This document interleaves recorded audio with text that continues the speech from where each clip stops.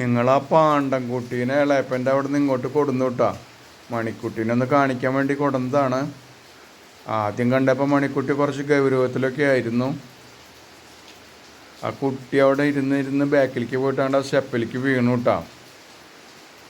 വീണപ്പോൾ മണിക്കുട്ടിക്ക് എന്തോ തോന്നി. മണിക്കുട്ടി ഇങ്ങോട്ട് കയറി വരാൻ പറയുന്നുണ്ട് അതിനോട്.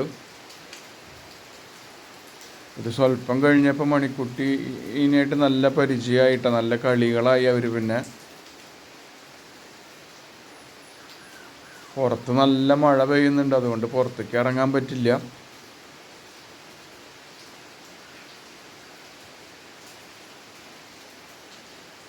കുട്ടി നല്ല ഹാപ്പി ആയിട്ടുണ്ട് കേട്ടോ. മണിക്കുട്ടീനായിട്ട് നന്നായി കളിക്കുന്നുണ്ട് അവൾ. മണിക്കുട്ടിക്ക് നല്ല ഇഷ്ടമായിട്ടുണ്ട്.